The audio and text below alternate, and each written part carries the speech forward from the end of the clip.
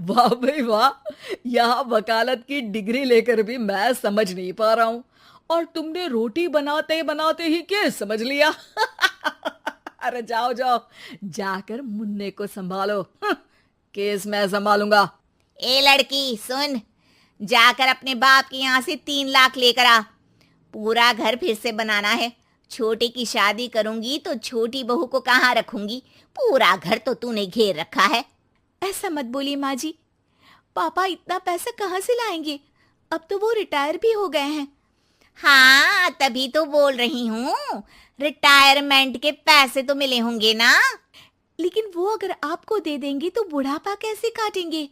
रोहित रेखा की बात सुनकर गुस्सा हो जाता है। ए सुन, चल अपना सामान उठा, अपना बच्चा उठा और निकल यहाँ से। रेखा के लाख आग्रह के बाद भी रोहित और उसकी सास उसे घर में नहीं रखते। पापा, मैं तलाक चाहती हूँ।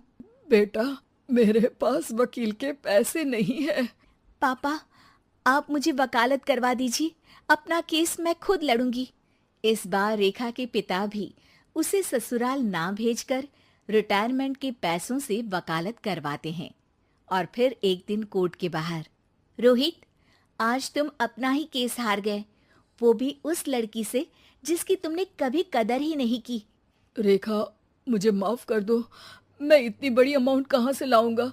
मैं हर महीने पैसे नहीं दे सकता तुमको। पैसे वहीं से लाना जहां से तुम मेरे पापा को लाने के लिए मजबूर करते थे। एक पिता अपनी बेटी की शादी उसकी खुशहाली के लिए करता है, ना कि सारी जिंदगी कर्जदार बनने के लिए। अरे, मेरे ही बेटे की किताब पढ़ पढ़कर ज्ञान बांट रही हो?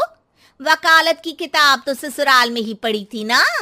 बिल्कुल, यहाँ मेरी गलती रही। जिस पैसे से मैंने इसकी शादी की थी, मुझे वो पैसे पहले इसकी पढ़ाई में लगाना चाहिए था। और आज रेखा एक जानी मानी वकील के रूप में काम कर रही है।